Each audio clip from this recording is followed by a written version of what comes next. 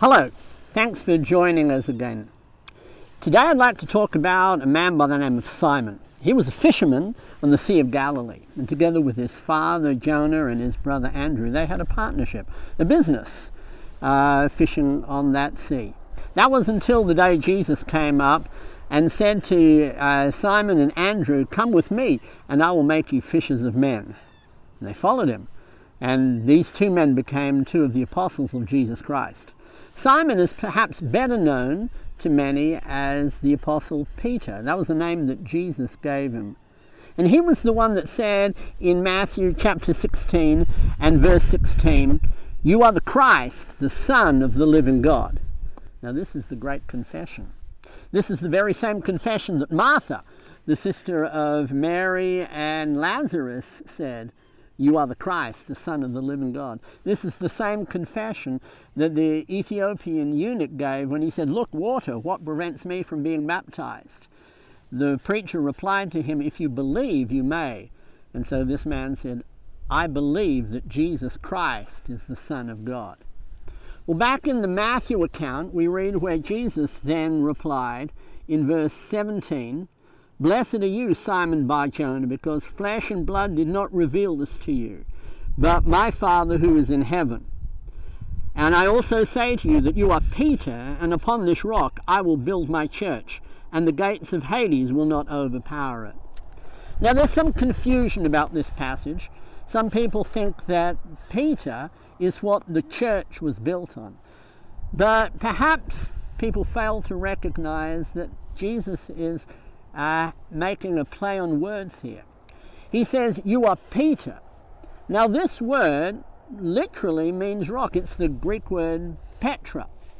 And Jesus is saying is, Peter, you are like this rock. You are firm, you are hard, you can't be reshaped. You are Peter. But then he says, upon this rock. This is when he uses a different word. This word here is Petra. He then says, upon this rock, Petros. Now this is a large bedrock, a rock like this that I'm sitting on. This large, immovable rock. You see, there's a difference between Petra and Petros.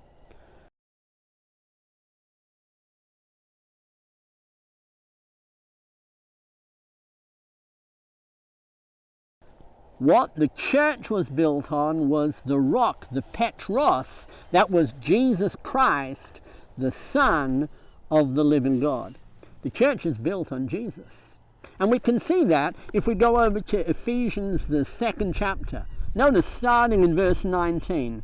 "So then, you are no longer strangers and aliens, but are fellow citizens of the saints, and are of God's household, having been built on the foundation of the apostles and prophets, Christ Jesus himself being the cornerstone, in whom the whole building, being fitted together, is growing into a holy temple in the Lord, in whom you also are being built together into a dwelling of God in the Spirit." You see, the apostles and the prophets were the foundation that the church was built on. But there was something greater. There was Jesus Christ, the cornerstone.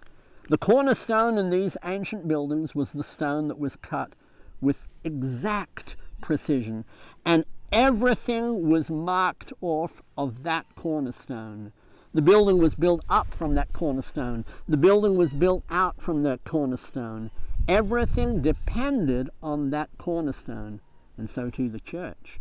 Yes, the apostles and the prophets then took their line from the cornerstone, Jesus Christ. They preached Christ's doctrines. And we have written for us the doctrines of the apostles and the prophets given to them by Jesus himself. Jesus is the rock. But did you notice, not only is there the cornerstone, Jesus Christ, the foundation, the apostles and the prophets, but we also have what the church is built up of. You see, church isn't a building. The church is made up of the members. And that's exactly what it says. It says, in whom you also, you Christians, in whom you also are being built together into a dwelling of God in the Spirit. You see, the church is a spiritual house. And we Christians make up that spiritual house. having the foundation of the apostles and the prophets and their words written in the New Testament. Christ Jesus, the cornerstone.